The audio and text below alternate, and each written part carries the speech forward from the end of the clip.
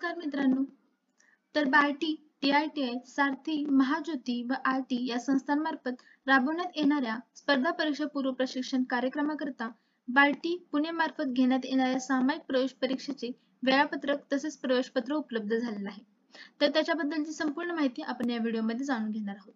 सन 2025-26 करता महाराष्ट्र राज्यातील बार्टी, TITI, सारथी, महाज्योती व आरटी या संस्थांमधून स्पर्धा परीक्षा पूर्व प्रशिक्षण कार्यक्रमासाठी नामवंत खाजगी संस्थेमधून प्रशिक्षण देण्यासंदर्भात योजनेच्या लाभासाठी प्रशिक्षणार्थी निवड करण्यासाठी बार्टी पुणे मार्फत सामायिक प्रवेश परीक्षा घेण्यात येणार आहे.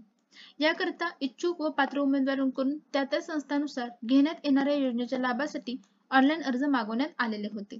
तर आपल्याला माहितीच आहे की 31 ऑगस्ट 2025 पर्यंत यासाठी ऑनलाईन अर्ज करण्याची डेट ही होती.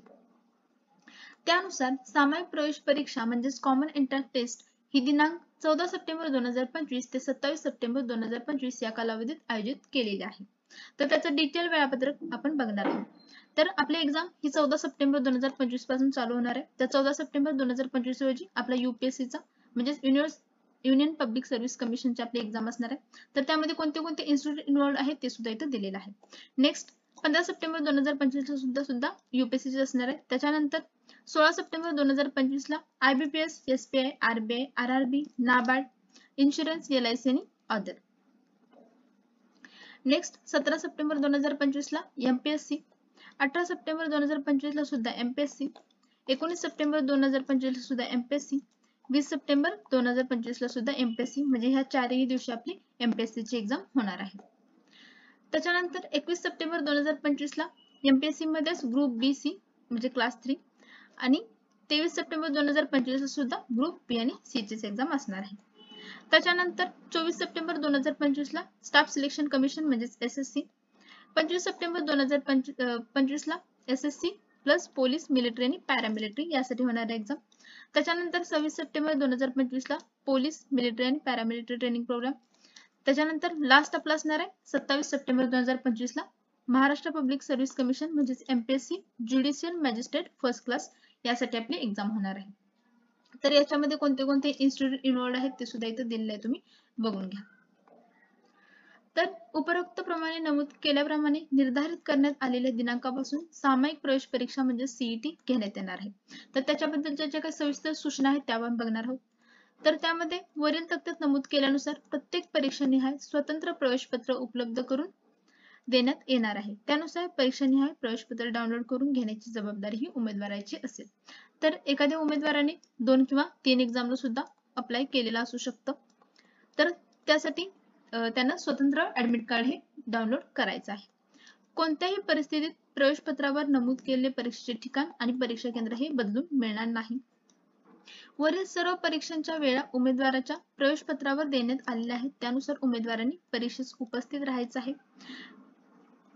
प्रवेशपत्रावर नमूद वेळेत उपस्थित राहण्याची सर्वस्वी जबाबदारी ही उमेदवाराची असणार आहे आणि उशिरा येणाऱ्या उमेदवारांना परीक्षा केंद्रावर प्रवेश हा दिला जाणार नाही. तर त्यांनी स्ट्रिक्टली सांगितलेलं आहे की जी आपली वेळ असणार आहे त्या वेळेत आपल्याला वेळेवर पोहोचायचं आहे.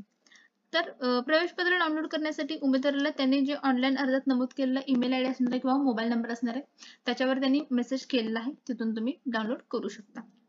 प्रवेशपत्र डाउनलोड करण्यासाठी बार्टी, सारथी, महाज्योती, TITI, RT या संस्थांच्या ऑनलाईन अर्ज सादर करण्याचे उपलब्ध करून दिलेले जे URL होतं त्याच्यावर लॉग इन करून आपला ईमेल ID आणि पासवर्ड फॉर्म भरताना जो टाकला होता किंवा युजर नेम आणि पासवर्ड वापरला आहे तो याबाबत योग्य ती माहिती नोंदवून आपले प्रवेशपत्र डाउनलोड करून घ्यायचं आहे. त्याच्यानंतर प्रवेशपत्रासाठी आपल्याला 2 टप्पे आहेत, 2 टप्प्यात ते उपलब्ध करून देण्यात आहेत. तर त्यामध्ये पहिला टप्पा शहराचे वाटप परीक्षा होण्याच्या 6 दिवस आधी ते जाहीर केले जाईल. म्हणजे आता ते आता जे अवेलेबल झाले ते, कारण आपली परीक्षा 14 तारखेपासून चालू होणार आहे. आणि टप्पा 2 अंतिम परीक्षा केंद्राची माहिती परीक्षा होण्याच्या 3 दिवस आधी ते उपलब्ध होणार आहे. तर टप्पा 1 त्यामधील जे प्रवेशपत्र असणार आहे शहराचे वाटप फक्त उमेदवारांना पाहण्यासाठी ते उपलब्ध करून देण्यात आलेलं आहे. तर त्याची प्रिंट काढता येणार नाही. टप्पा 2 मध्ये जे अंतिम परीक्षा केंद्राची माहिती असणार आहे ते आपण प्रिंट काढून आपल्याला ते एक्झाम साठी घेऊन जायचे. त्याच्यानंतर रोल नंबर, पिन, परीक्षा केंद्राची माहिती असलेले प्रवेशपत्र परीक्षा सुरू होण्याच्या 3 दिवस आधी सकाळी 10 वाजल्यापासून पुन्हा डाउनलोड करण्यासाठी उपलब्ध होणार आहे. आपण आता सांगितल्याप्रमाणेच परीक्षा सुरू होण्याच्या 3 दिवस आधी उमेदवारांना मॉक टेस्ट सुद्धा पोर्टलवर उपलब्ध करून देण्यात येणार आहे. तर ती मॉक टेस्ट फक्त सरावासाठी असणार आहे. प्रत्येक परीक्षेसाठी उपलब्ध करून दिलेले प्रवेशपत्र त्या त्या परीक्षेसाठी अनिवार्य असणार आहे. म्हणजे एमपीएससी साठी एमपीएससीचं ऍडमिट कार्ड घेऊन यायचं आहे. त्यात दिलेल्या सूचनानुसार उमेदवारांनी परीक्षेला उपस्थित राहणे बंधनकारक असणार आहे. त्या ऍडमिट कार्डवर सुद्धा तुम्हाला दिलेलं आहे की आपल्याला प्रूफ म्हणून कोणतं ओरिजिनल डॉक्युमेंट घेऊन जायचे, तर आधार कार्ड, पॅन कार्ड काय असेल ते त्याच्यावर मेन्शन केलेलं असेल तेच तुम्हाला तिथं जे काही ऍडमिट कार्ड सोबत घेऊन जायचं असणार आहे. तर प्रवेशपत्र डाउनलोड करण्याच्या पायऱ्या आपण बघणार आहोत. तर त्यामध्ये फर्स्ट आहे संबंधित संस्थेच्या ऑनलाईन अर्ज भरलेल्या लिंक URL चा वापर करून अधिकृत पोर्टलला भेट द्यायची. अर्ज भरताना वापरलेला ईमेल ID, पासवर्ड वापरून लॉग इन करायचंय. त्याच्यानंतर डाउनलोड ईमेल ऍडमिट कार्डचा असा ऑप्शन येईल, त्याच्यावर क्लिक करायचंय. दाखवलेली माहिती, शहर, परीक्षा केंद्र, दिनांक सगळं तपासून घ्यायचंय. त्याच्यानंतर प्रवेशपत्र PDF स्वरूपात डाउनलोड करायचं आणि त्याची प्रिंट करून आपल्याला ठेवायचं आहे.